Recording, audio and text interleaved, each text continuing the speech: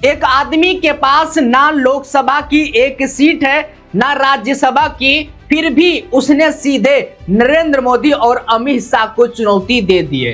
कोई भी हमारी जगह नहीं ले सकता, हम यह होने नहीं देंगे। यह शब्द है तमिलनाडु के मुख्यमंत्री विजय के, जिन्हें लोग थलपति कहते हैं।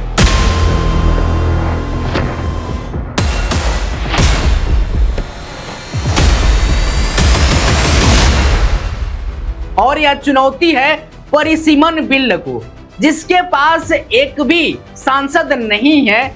उसने केंद्र के सबसे बड़े दाव को रोकने की कोशिश शुरू कर दी है। छात्रों का एक आंदोलन, युवाओं की एक आवाज और बड़ी बड़े सरकारों को मजबूर होना पड़ रहा है।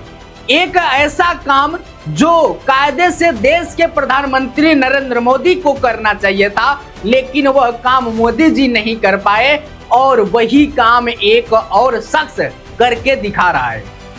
यह मैं आपको आगे बताऊंगा। और यही नहीं, उसी शख्स ने अब सीधे मोदी और अमित शाह के सबसे बड़े दाव परिसीमन बिल को भी चुनौती दे डाली है, जिसके पास लोकसभा की एक भी सीट नहीं है।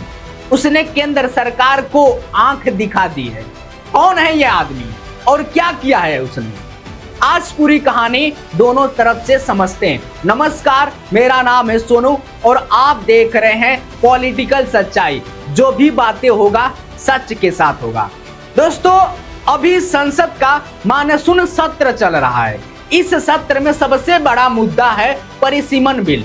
यही लोकसभा सीटों का न्याय बंटवारा यही बिल के कुछ महीने और अप्रैल में गिर गया था और कहा जा रहा है कि सरकार के पास संख्या बढ़ गई है, इसलिए यह बिल फिर लाया जा सकता है। ठीक इसी बीच तमिलनाडु के मुख्यमंत्री विजय ने एक बड़ी रैली में साफ कह दिया है कि तमिलनाडु यह बिल स्वीकार नहीं करेगा। यह पहली बार है जब विजय ने सीधे मोदी सरकार को चुनौती दी। लेकिन आगे बढ़ने से पहले एक मिनट रुकिए। परिसीमन है क्या, यह पहले समझ लीजिए। परिसीमन का सीधा मतलब है लोकसभा और विधानसभा की सीटों की गिनती और सीमाएं फिर से तय करना आबादी के हिसाब से। जैसे जैसे आबादी बढ़ती है, हर इलाके में संसद और आबादी का अनुपात बदलता है।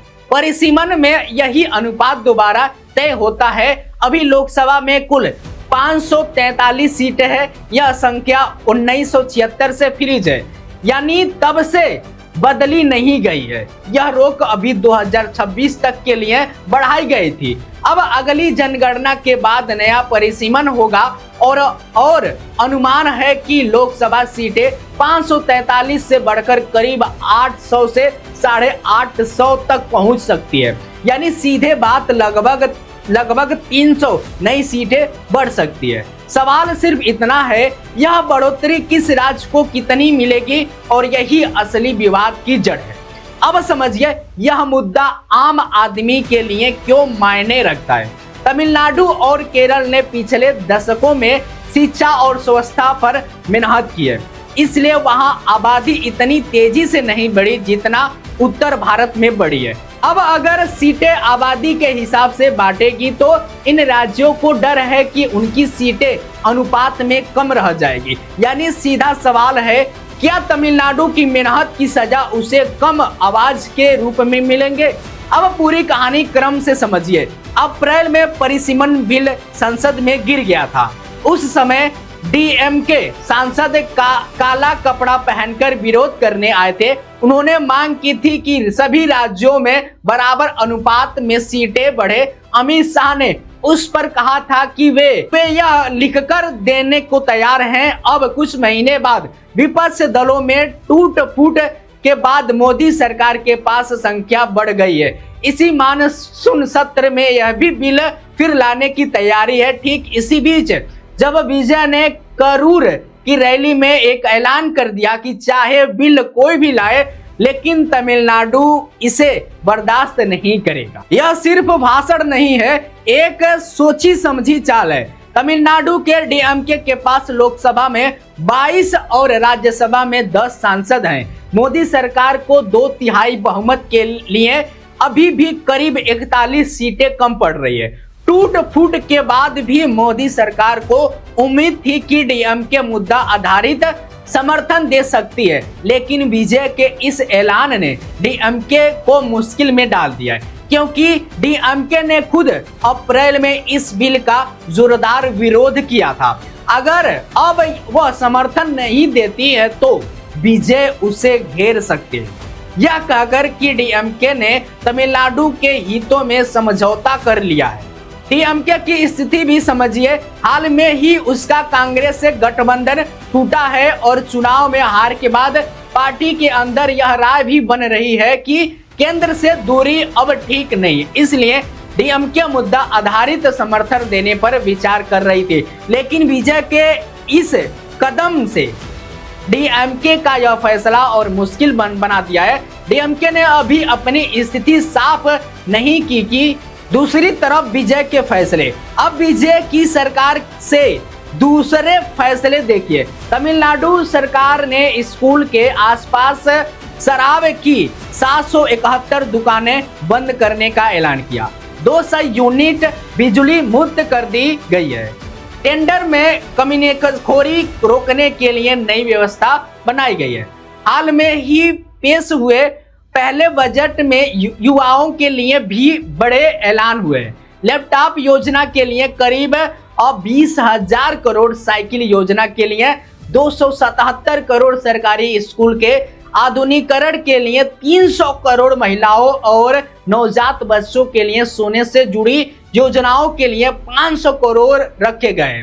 हज सब्सिडी 25,000 से बढ़कर 35,000 रुपए कर दी गई है। यह सब सरकार के अपने ऐलान है, उन्हें जमीन पर पूरी तरह लागू होते देखना है।